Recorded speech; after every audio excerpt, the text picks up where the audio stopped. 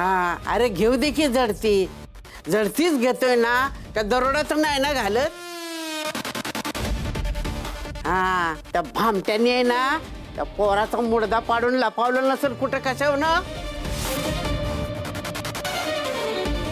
आत्या उगत तोंडा येईल ते काही बी बोलू नका. सुद्या मी काय म्हणते, तू घे बिंदास झडती. हा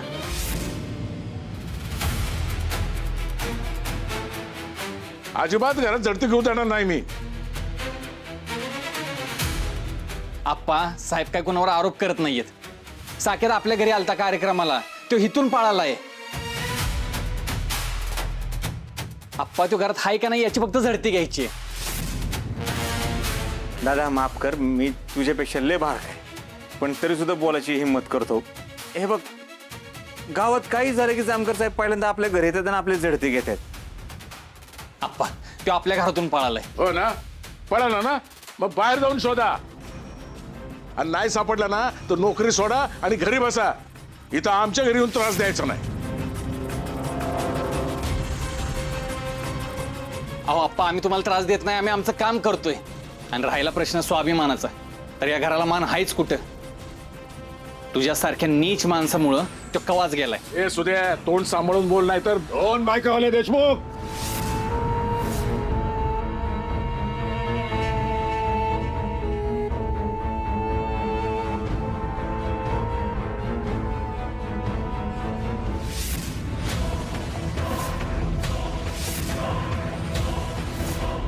ऑन ड्युटी पोलीस कर्मचाऱ्यावर हात उचलल्याबद्दल मी तुमच्यावर गुन्हा दाखल करू शकतो.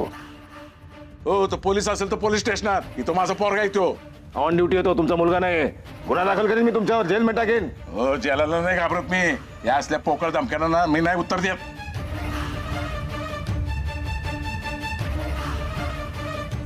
दोन बायकावाले देशमुख, तुमच्या या मुलाला गोपाळ नावाच्या टेलरला एकदा विचारा. त्यांनी आमचा एकदा पाहुणचार घेतलेला आहे. त्याला कशाला, एकदा तुम्हीच या.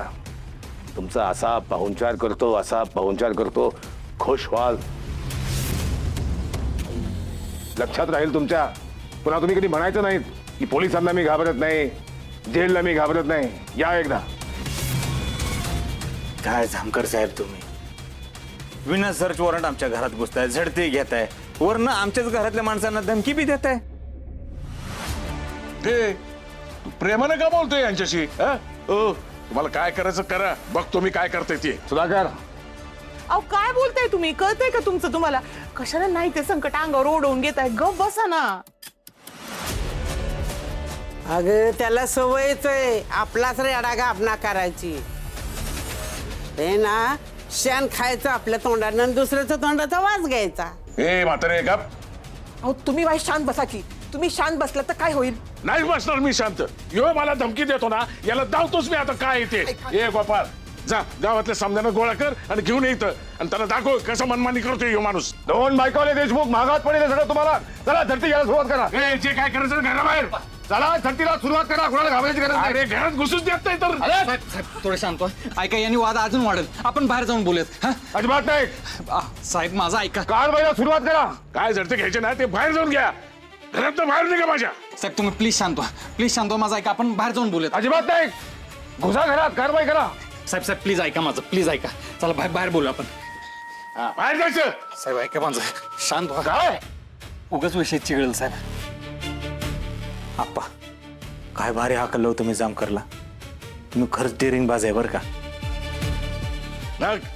उगाच काय मला मोठा पैलवान म्हणतात. पण मी म्हणते, काय बिघडलं असं झडती घेऊ दिली असती तर? घ्या आता. घरातल्या कळत्या माणसांनाच या घराच्या इज्जतीची काही पडली नाही म्हणल्यावर काय करायचं? रंजना त्या, मला वाटलं नव्हतं आप्पांच्या मान सन्मानाचं तुम्हाला काही पडलंच नाहीये. नाही म्हणजे मला तेच म्हणायचं होतं का बराबर आहे तुमचं. अशी कशी झडती घेऊ द्या? हा मी तर सांगते सुद्याला का, सुद्या त्या जामकर साहेबांना घरात आणूच नको परत. कशाला घ्यायची झडतीन बेडती? आप्पा तू जामकरला तापलाय बरं का. रागाच्या भरात पुन्हा घरात घुसायचा. त्याला तुम्ही बाहेरचा अडवला पाहिजे. हा तुम्ही त्यांना दम देताय ना ते त्यांना अजिबात आवडत नाही. ते नक्की काहीतरी करणार. हा तो कसं काय येतो मी बघतो ना. तिथं पहाडासारखंच उभं राहतो आता मी बघतो.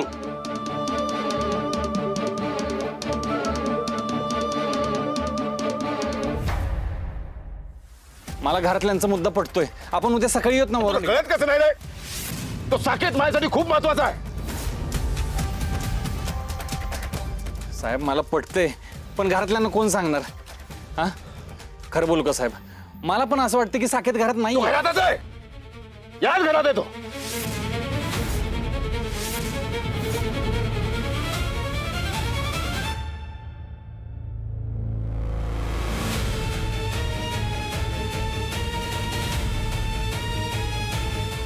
लालेजी मी बाहेर सांभाळा, मी आहे आता.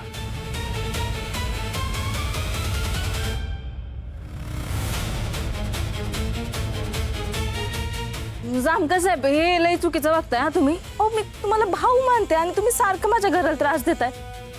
असं आमचं काय वाकडं आहे त्या साकेतशी की आम्ही त्याला लपवून ठेवू आणि आमचं तुमच्याशी काय वाकडं आहे का आम्ही झडती घ्यायला नकार देऊ.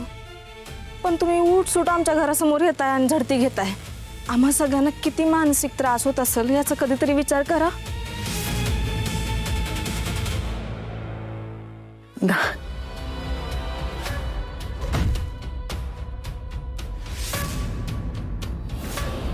दादा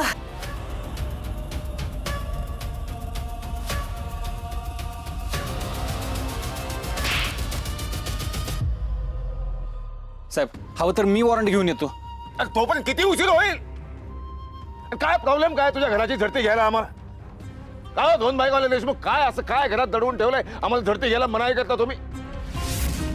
अहो एक मुलगा पळून गेला या घरातून, गायब झालाय. त्याच्या जीवाला धोका असू शकतो, त्याच्याशी दगाफटका होऊ शकतो. त्याचा शोध घेताना आम्हाला सहकार्याचं घरात सोडून तुम्ही आडकाठी घालता. अडथळा आणता तुम्ही. घेऊ दे ना झडती, होऊ दे ना खरं खोटं. हे हे हे दोन बायकावाले देशमुख हे तुम्ही हे असं वागता ना, म्हणून या घरावर तुमच्यावर या सगळ्यांवर मला संशय येतो.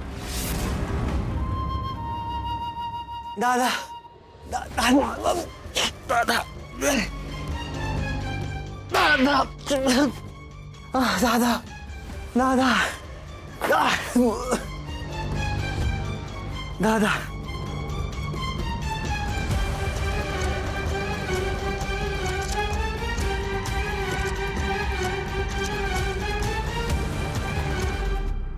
ओ जामकर, माझा पोरगा काय बोलला? वॉरंट घेऊन या, वॉरंटच घेऊन.